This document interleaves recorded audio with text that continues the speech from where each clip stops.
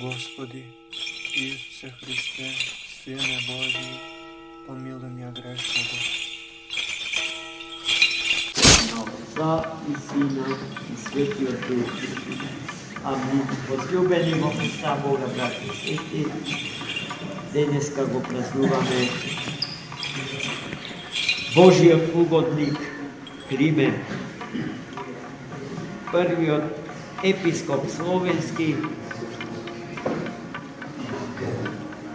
епископот словенско потекло во историјата на светата православна црква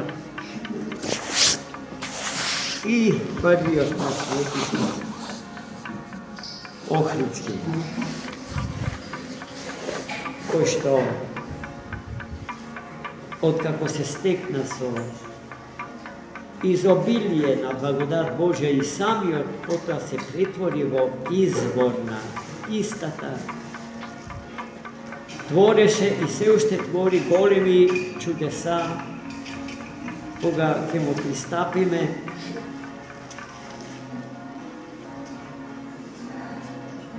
бидејќи Господ ни го чува,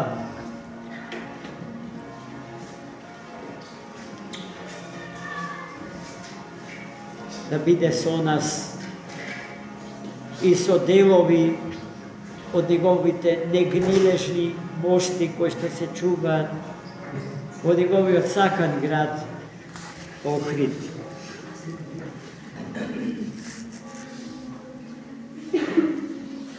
Тоа е исто така мироточив. Јас се сеќавам кога на денешен ден побожни охриджанки со памук во рака го собира мирото што се источуваше од неговите свети мошти, за да им биде потоа поделено на верните чеда на Светата Црква Христова. Ние, македонците, сакаме да ја наречеме уште и Климентова црква, иако Свети Климент стои за телото Христово и печатот Христов е втиснат врз телото на нашата помесна православна црква, но Свети Климент, како него верен и неколеблив и доброволен слуга,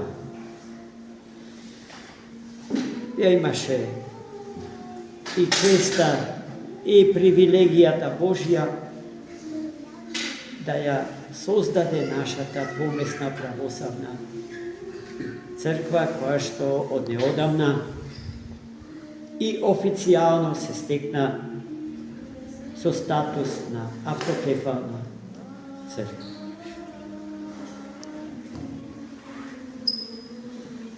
Свети Климент е личноста за која што сите вие многу добро знаете и понекогаш просто ми е непријатно да излезам и да спорувам за некого и да кажувам за него нешто што ви е познато, а е просто да се подсетиме дека ни е татко духовен,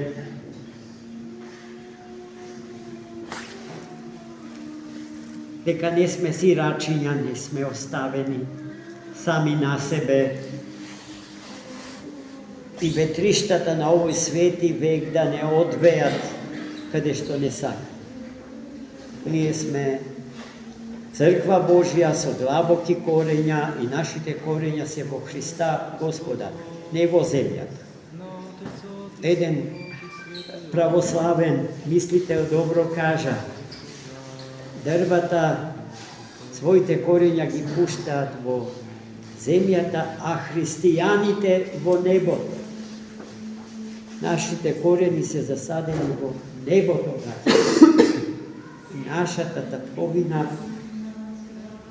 зарад која што не има и сега и овде, зарад која што постоиме, е царството на тројниот Бог, а токму Затоа свети Климент ни проповедаше, на тоа не учеше и за тоа не подготвуваше. Свети Климент, како ученик најобразованите луѓе на епохата во која што тој живееше 9-10 век. Само да ги спомниме имињата на светиот патриарх Цариградски Фотий, на менторот и учителот на свети Климент, свети Кирил, кој што му беше еден вид асистент на Цариградскиот универзитет, на катедрата по теологија и философија на светиот Фотий Цариградски. После гледа братот роден на свети Кирил, свети Методи, е тој кој што некаде во Струмичко, додека управувал со таа област, ги пронашол овие две светила, Климента и Налма, уште како млади момчиња, обдарени и украсени со неброени дарови Господни од богати и аристократски семејства. Иако словени, но некои од словенските семејства во 7 век доселени на Балканот, пополека се адаптираа кон новите услови. Огромното цивилизацијско наследство што Византија им го даваше, го примија и целосно се интегрира во обновениот грчко-римски свет, олицетворен во Византиската империја, за која што сите знаеме дека беше православна империја. И така, браќи и сестри, нашиот свети Климент, наоружен со огромно знаење и исполнет со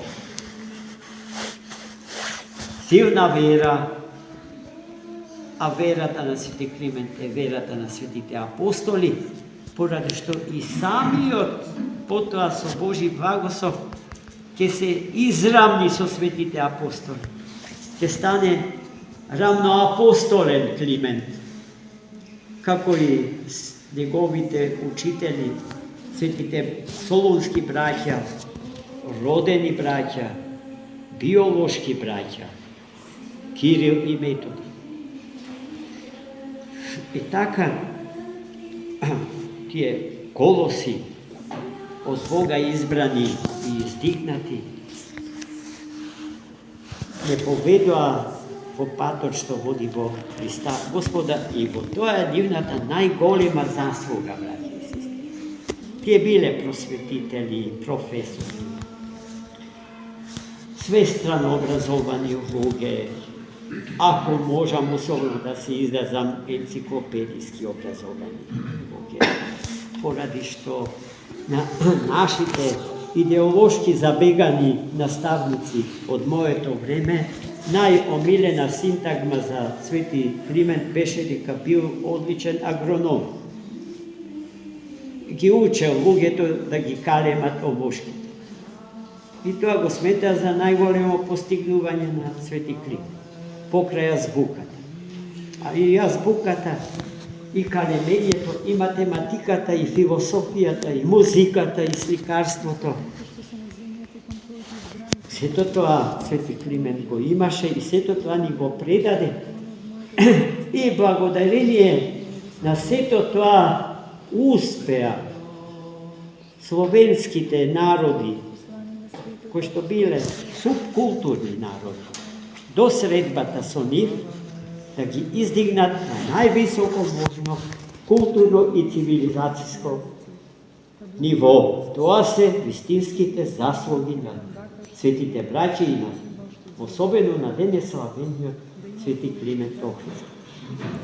И сето тоа нему му го должиме, браќи. Фала му на Бога.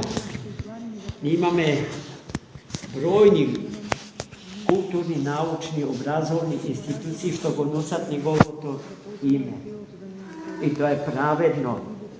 Ке беше голема грешка, невидена заблуда, ако од идеолошки причини го заборавевме нивното духовно, културно и цивилизацијско наследство.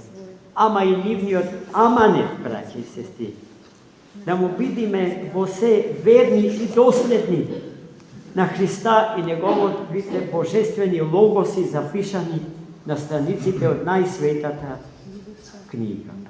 Свети Климент одлично владео со севкупната теолошка мисла создавана до Свети Фотий. Ги знаел светите отци, ги читал нормално и живеел според нив, што е поважно од се. Меѓутоа, најомилени од светите отци му биле кападокиските отци.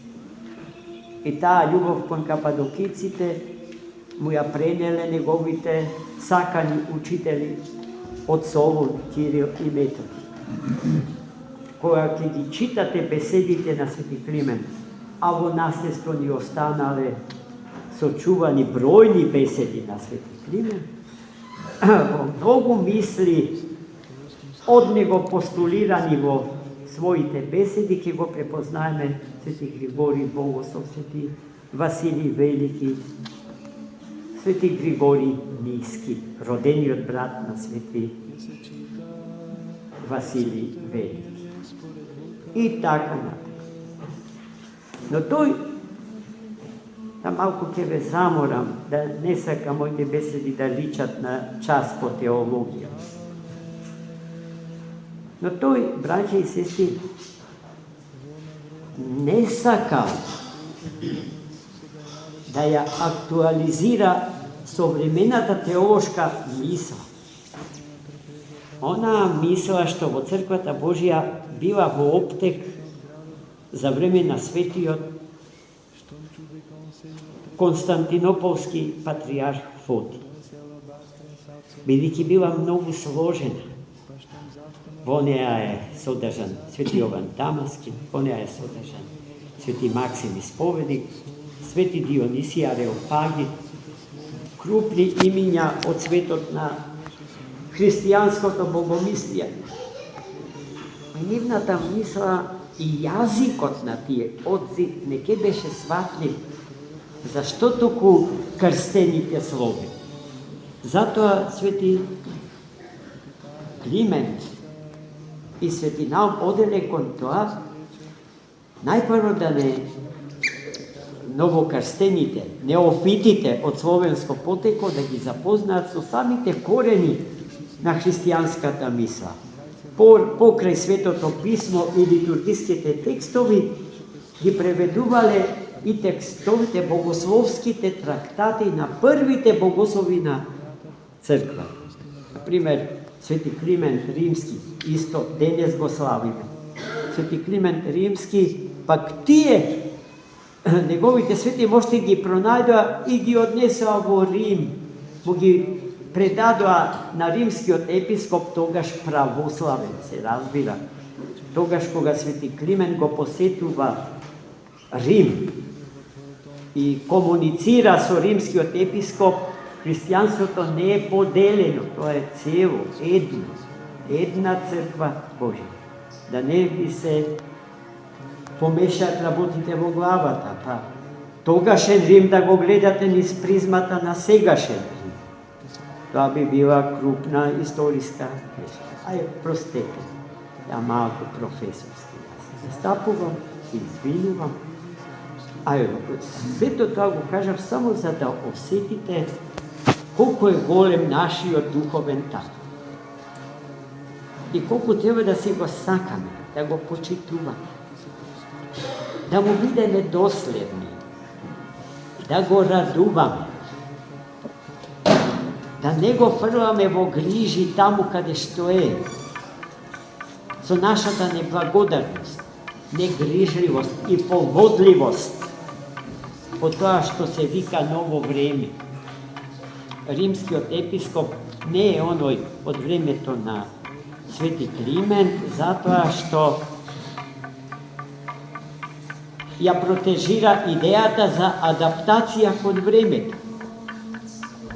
Времето на овој свет не е мерило за нас христијаните, туку времето на вечност. Па и времето на овој свет е повикано да се преобрази во времето на вечноста, а не обратно. Знаете, мораме да внимаваме. Овие клучни, фундаментални знаења од нашата христијанска философија според Богочовекот Христос, да ги знаеме, да ги паметиме и да ги живееме. И на тоа децата наши да ги учиме. Амин.